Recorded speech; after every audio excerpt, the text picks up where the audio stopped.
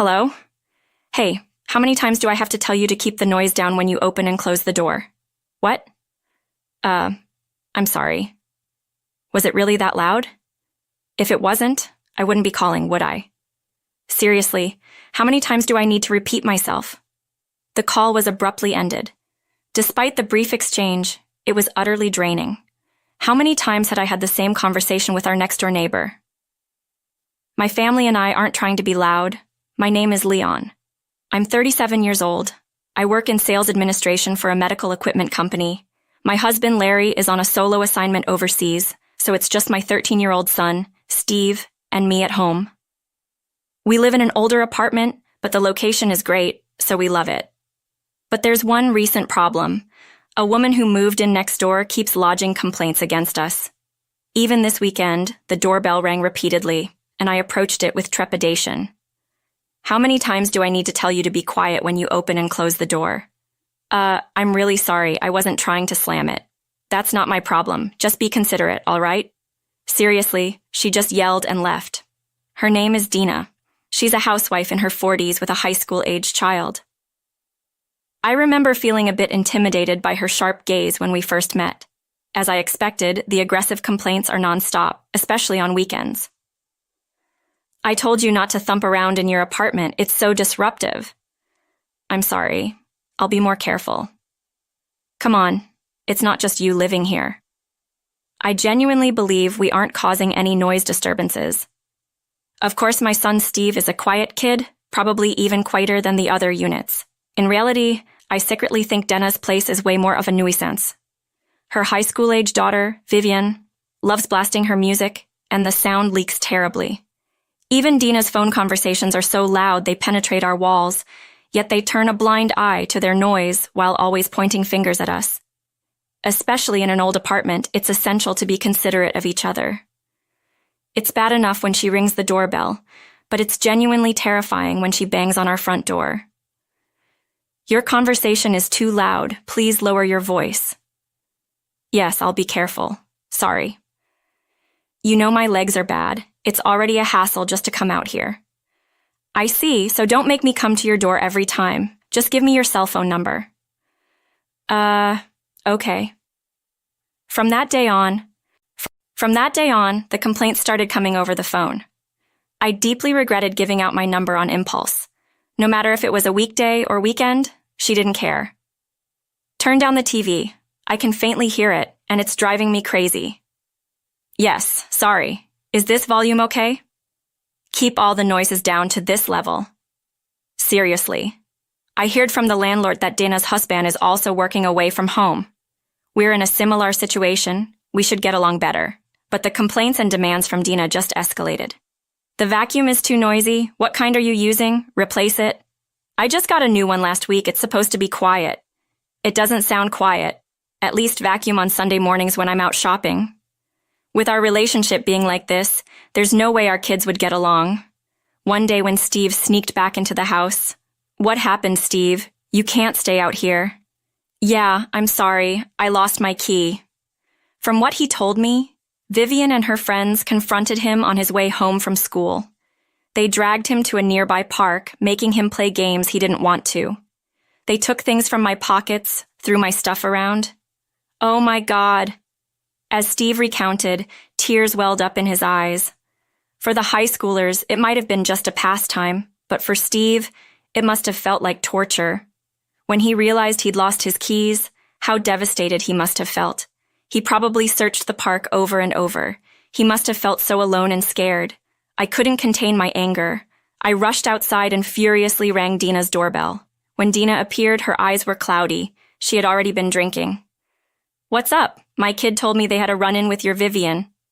"Really? Kids will be kids, you know. Stop making a fuss about it." "I won't let this go, Dina. She doesn't bother my child again." She briskly closed the door after speaking her mind. I heard Dina shouting something, but I didn't want to hear it. From that point on, our relationship with Dina became even more strained.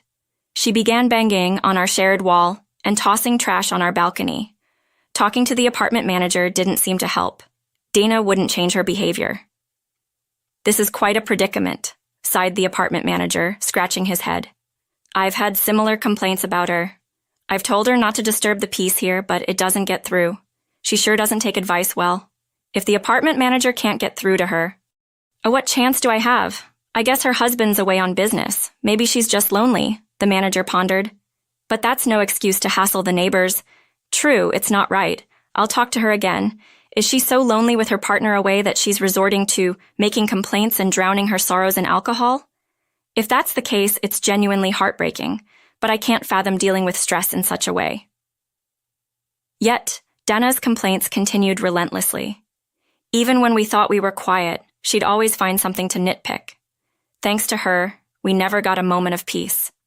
The thought that the constant complainer next door might be eavesdropping kept us from even laughing freely. Recently, there have been loud knocks on our front door in the evenings. When we checked the security footage, it appeared to be Vivian's doing. The knocking continued until the apartment manager threatened to evict her. With such overwhelming stress day in and day out, both Steve and I were totally drained. One day, I phoned my husband Larry, who was overseas, to fill him in on the situation. It's just, I can't believe of all people she moved next door. Is that what's been happening? How about Steve? Any more issues with the girl next door? I think it's better now, probably thanks to the apartment manager laying down the law. We've told Steve to consult the property manager in emergencies, like if he loses his key. I felt guilty burdening Larry with this while he was on a work trip abroad, being he might worry even more, but I had to share my feelings. I felt like I'd fall apart if I didn't talk to someone. That's when Larry spoke up. If you're feeling down, maybe you should take a break to distress. Distress? My business trip will be over soon, right? Work's been easing up. I have some free time now. Are you suggesting? Yeah, what do you think? It's a great place here. A few days after that conversation, my cell phone rang. It was from Dana. I wondered what was going on and answered, "Hey, how many times do I have to tell you the noise from the kids is too loud? Do something about it." What? Kids? Yes, think about the neighbors. Fix this now. Dina sounded slurred, probably drunk. She kept shouting without really hearing me. Trying to calm her down and get her to focus was a challenge. Please listen. I'm currently abroad with my child. What? I'll hang up for a moment and contact the apartment manager. Panicking. Imagining the worst. My hands trembled as I operated my phone. Fortunately, the apartment manager answered right away.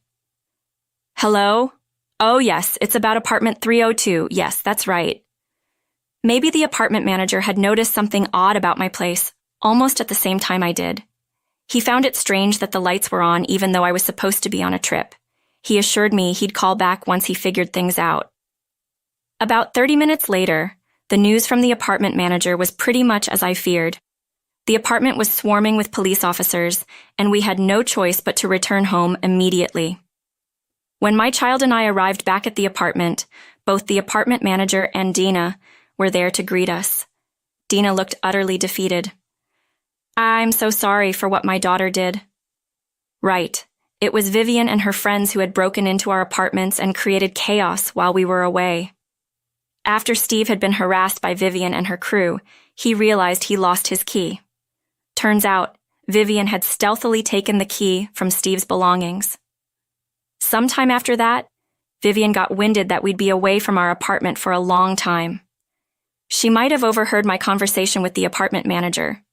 Seeing us leave for our trip, she and her friends seized the opportunity to sneak in. They partied so hard that eventually a police officer had to step in. Our apartment was a mess. Vases and mirrors were shattered, wallpaper torn, and graffiti was everywhere. There were discarded candy wrappers, instant noodle cups, juice cartons, and plastic bottles all over. The police officer had instructed that everything be left as it was until we returned.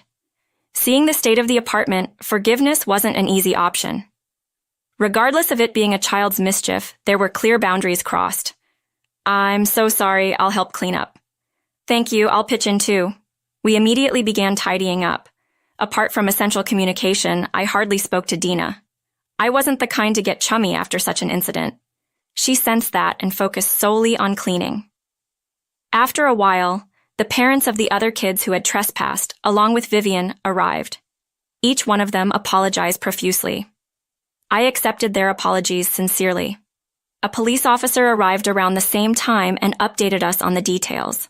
When the police arrived, there were 4 girls in the apartment, including Vivian. All of them stopped their antics and sat down properly after a stern warning from the apartment manager. All 4 of them, "Are you over 18? So they can be held criminally responsible. I was told that the 4 of them were currently detained at the local police station. Whether they'd remain in custody would be up to the prosecutor and the judge. I had spoken to the authorities, emphasizing that these were just kids, most of them still in school. Being arrested and detained is traumatic for anyone, especially for the young ones. I believed they shouldn't face harsh penalties. The discussion shifted towards settling things outside the courtroom. The apartment manager would assess the damages for broken windows, mirrors, and wallpaper. All I had to decide was the compensation for the damages and my emotional distress. The bill would go to Vivian's mother, Dina.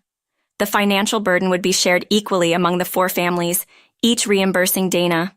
By the time our negotiations and cleanup were wrapping up, I saw a large black van pull into our complex.